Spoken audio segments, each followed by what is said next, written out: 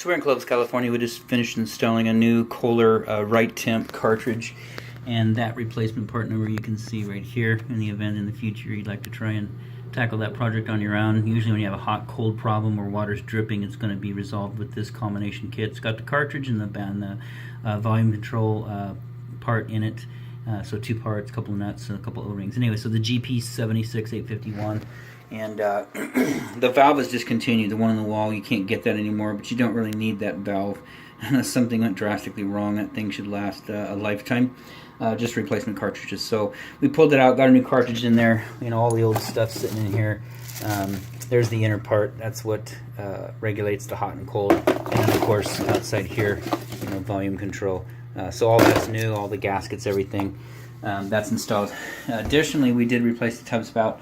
When we first contacted the homeowner, they let us know that it was copper stubbed out for the tub, and unfortunately we got here and it was not copper, it was brass, which is fine. The only difference between a IPS or a nominal pipe thread tub spout and a copper is they put an insert in there. It's a sleeve that they put in there that allows you just to do a quick connect for the spout. You can see that little guy sitting right here. So normally, you know, there's threads right there, and of course threads here at the front. So this screws in, and then there's a little set screw right there, and an O-ring in there. And so you just slide this on the whole assembly onto the copper. This is already installed, so there's a little Teflon tape here, and that's installed. So that's what we purchased. And then to adapt it, all we had to do was unscrew this little guy. So no big deal. Not a project whatsoever. It came out. And then there's brass in there. That's great because you got copper plumbing in here, copper riser, a copper tub spout down to a drop air 90, which is a brass fitting that takes you from copper to threads, and then a brass nipple as opposed to iron pipe. You know, iron pipe doesn't flow as well and it breaks down, corrodes. You get orange color out of it. So brass is good. We got that screwed back in there, and it's pretty tight.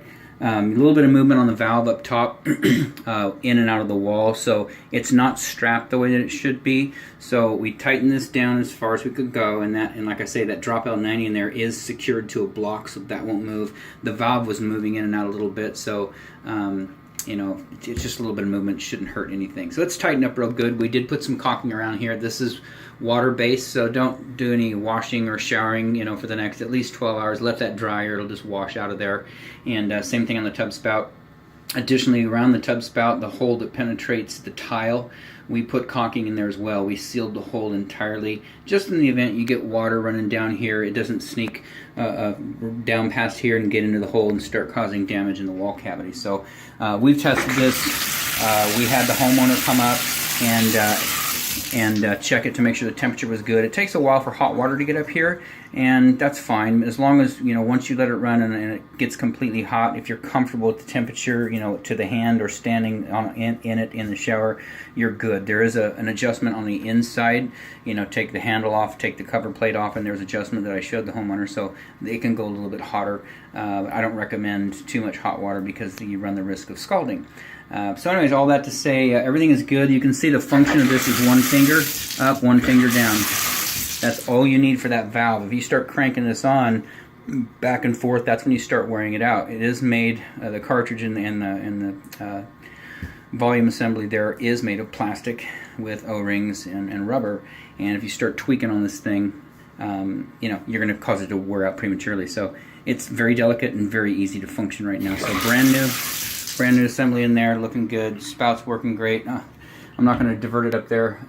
Reason being, I don't want to get this wet because it's drying right now. So that'll work fine because the diverter is brand new. The other one had failed. It was stuck straight up, scaled shut from the calcium and magnesium we've got in our water. So that's good.